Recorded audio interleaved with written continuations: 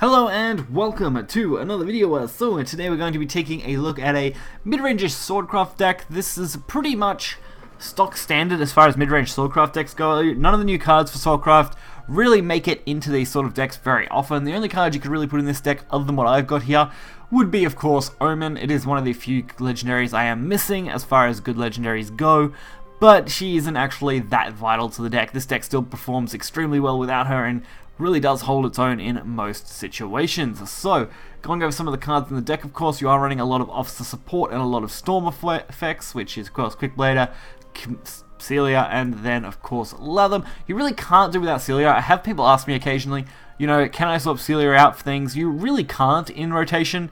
She's extremely versatile as both strategist and despair messenger, and of course is an absolutely amazing body to really deal damage. It's just too good to pass up.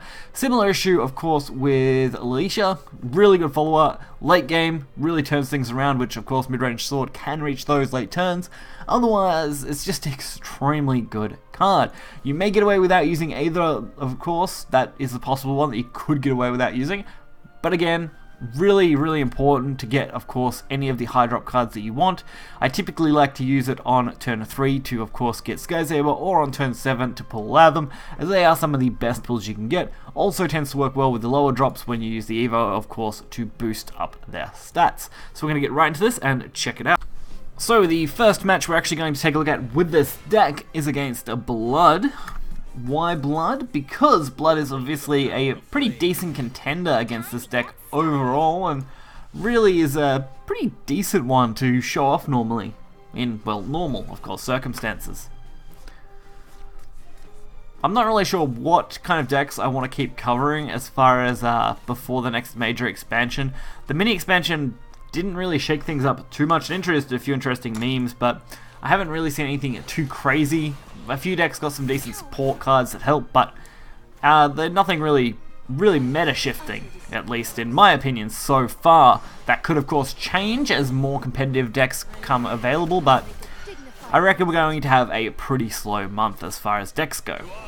So we're starting off fairly solid, of course. Early drops are important. I do like Oathless Knight on the early turn 2 play. Cannoneer is also good. Mostly this deck revolves around flooding the board pretty reasonably and getting in damage where you can. So in this situation I did decide to neglect the board since we are playing against a Mech Blood.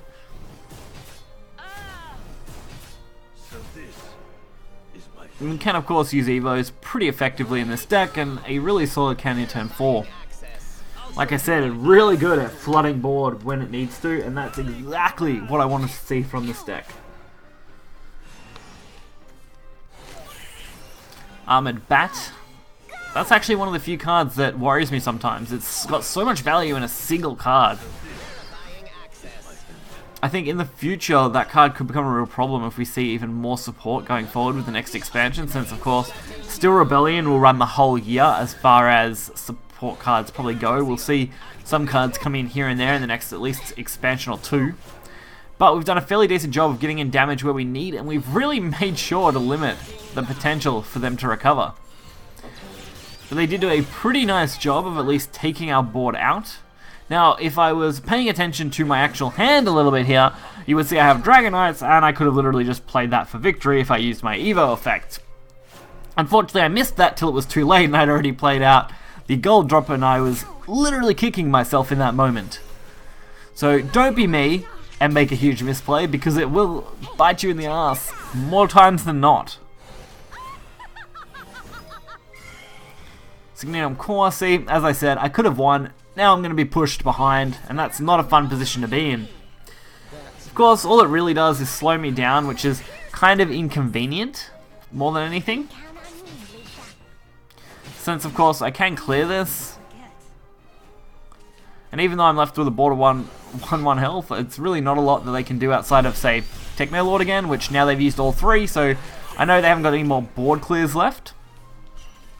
And really the only victory they could potentially have now is Mono, which they obviously don't seem to have right now, or they probably would have went for it. Or they were waiting for this turn, which still doesn't make a huge difference since, of course, they can't use the 1/1s to attack face yet.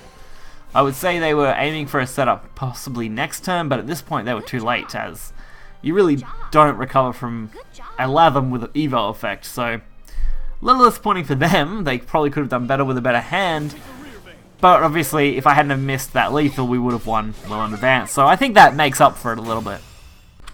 On to the next matchup, we are playing against Haven. Haven in rotation is still typically being played as Lion Haven. Haven't really seen too much of a shift in that regard at all, although I would love to test some more Haven decks. It really does just seem to me that the mini expansion made very little difference overall to the meta, which is very disappointing. I think the only ones to get a really good card was probably Blood. Blood's legendary seems to be an okay support card to that archetype and does a pretty nice job. Dragon, of course, with its OTK toolset is fun, but obviously not super practical. Outside of that, there really wasn't a lot, I don't think. I think the possibility for the early Cocytus is the only other really interesting one, and honestly, that's about it as far as what I consider interesting, or even nearly competitively viable at this point for those new cards. It just was a little underwhelming. I'm a little disappointed. I mean, there are a lot of cards that disappoint me, but usually the mini expansion at least shakes things up a little bit. So we're going to be able to clear this, set up our Rapier Master, because why not at this point, and still get a couple more damage in. Really, at this point, all we've done is keep curving out, chipping in damage where we can, and bringing them down to a level that we consider appropriate. So we have our 3-3 Bane, and odds are they're not going to use the line on that, because that would just be a massive mistake. So we do want to take this out as effectively as possible. I go through what odds I could use here, and the best one to use, of course, was Siegfried, with his Evo, going up to a 7-6, plus having Bane, taking out any other potential threats, was the only thing I come up with that would really secure us board. The only other options would have cost me a follower, and I didn't want to lose them. I'd rather have kept a full board if possible. Then I'd be down to 2, and I'm glad I made that choice, and Zealot, of course, was their next play. At least this looks like it should be an easy counter. We can actually remove both of these fairly effectively, without much issue, and still potentially get 5 damage out of this if we want to. Which, of course, we do. So Rapier Master being the MVP of this game, taking out the 5, leaving them with not much. So I do like to be quite aggressive with these decks. That tends to be my playstyle more often than not, but that's not really to say that they can't go into the mid to late game, especially with some of their bigger drops, and Dragonites on 8, for example, do a really good job of supporting us.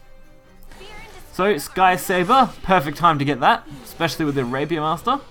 We're going to be able to fill the board a little bit, and hopefully set up for the potential Dragonites next turn to win us the game, since our opponent does only have 4 health, and there's not many cards in their deck in Lionhaven that typically will heal you, or really overall defend you. So we've done a fairly decent job of sustaining ourselves here.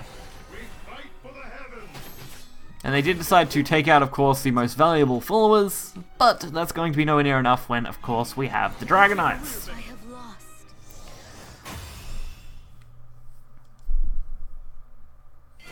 So this is definitely another deck, this time in rotation, that I can recommend to you guys if you are looking for something. Again, like I said at the beginning of the video, you can't easily swap things out in these sort of decks. They just don't work. The only card you'd even have potential for is, of course, Aether. The only other one, of course, is the Omen, which I already swapped out myself due to lack of cards. Otherwise, this is really the core. If you're not running at least these 3 legendaries in the numbers that a minimum I'm running, you can really run into some trouble. Celia really needs to always be a 3 of, nearly always. There are some instances where 2 can work quite well. Sky Saber, you may get away with 2, but honestly, her value as just Bane and striking for free evos, way too good. Everything else, though, you should easily be able to get golds through. Not actually that many golds in this deck, considering. Pretty reasonable. If you guys did enjoy the video, hit the like button, subscribe. You'll find the deck list in the description below. Until next time, guys, see ya.